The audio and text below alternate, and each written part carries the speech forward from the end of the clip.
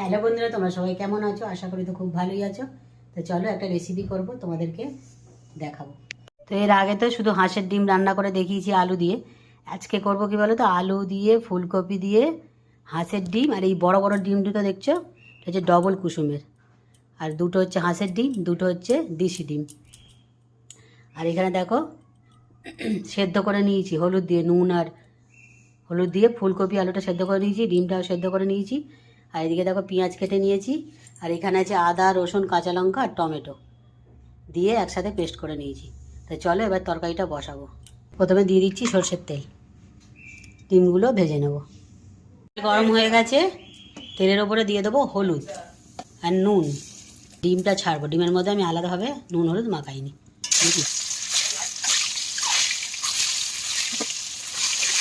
ডিমগুলো লাল লাল করে ভেজে নিয়েছি, এবার তুলে নেব। এবার আলুগুলো দিয়ে দেবো, আলুগুলো লাল লাল করে ভেজে নেব। তো দেখো আলুগুলো লাল লাল করে ভাজা হয়ে গেছে। কপিগুলো আমি পাশ দিয়ে দিচ্ছি, দিয়ে আলুগুলো তুলে নেব।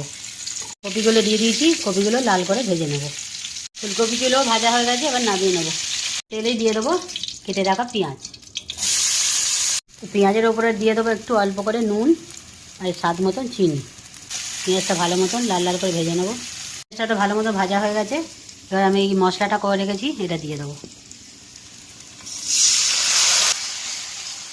এখন মশলাটা ভালো মতো ভেজে নিয়েছি, তেল ছেড়ে গেছে।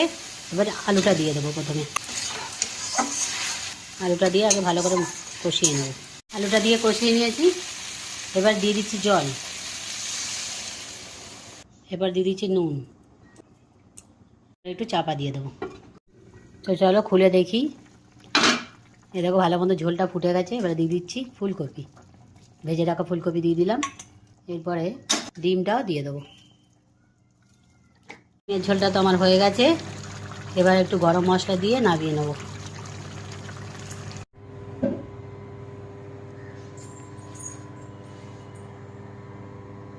তো বন্ধুরা, রেসিপিটা কেমন লাগলো অবশ্যই আমাকে একটু কমেন্ট করে জানিও, আর আমার পাশে থেকো।